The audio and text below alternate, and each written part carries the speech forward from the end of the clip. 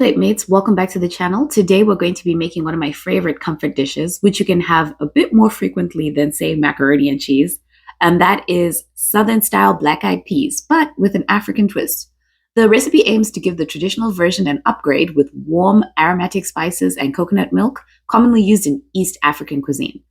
Let's get started. So the first thing you're going to do is prepare your turkey wing. You can also use the neck or a leg if you like, or you could use chicken. But turkey, or specifically smoked turkey, is usually kind of the standard for Southern black-eyed peas. So you're going to rub some olive oil and season it with some salt, pepper, and garlic powder. And then you are going to roast this for about an hour at 400 degrees Fahrenheit.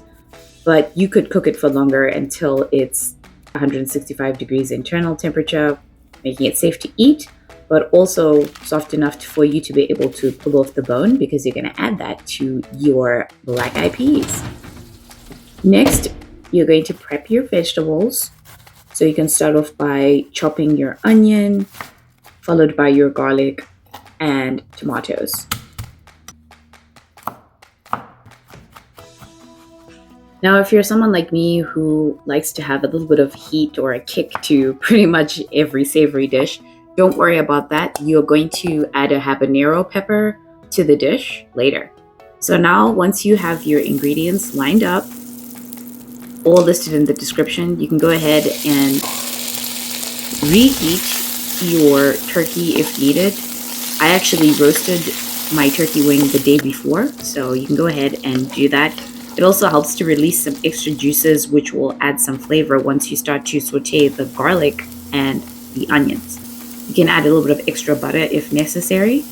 And you can go ahead and cook that for about 2 to 3 minutes until the onions are translucent.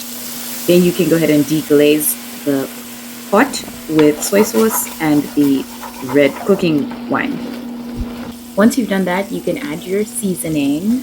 So this can include salt, black pepper, oregano, ginger, paprika, cumin, cinnamon, cardamom, cloves, and if you like, some curry powder and chili flakes. Once you've added them in, you want to cook them to release their flavors for about 1 to 2 minutes. And then you can add the tomatoes, followed by the actual beans, which you would have soaked overnight and drained. Using canned black-eyed peas is not going to work. Then you can add your stock or broth. In this case, I used a combination of water and some broth that I had frozen previously.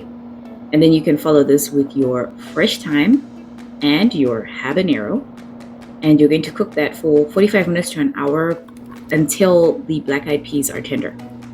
Once they're ready, and you can season to taste, you can add back in your turkey and add some greens as well if you like. I chopped up some kale.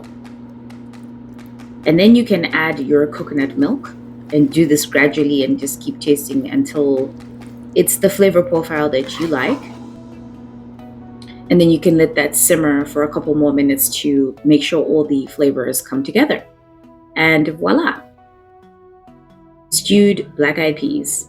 This is one of my favorite recipes. I absolutely love it. And I'd recommend serving it with cornbread or rice. I have a recipe for some cornbread on Dontmissmyplate.com if you're interested.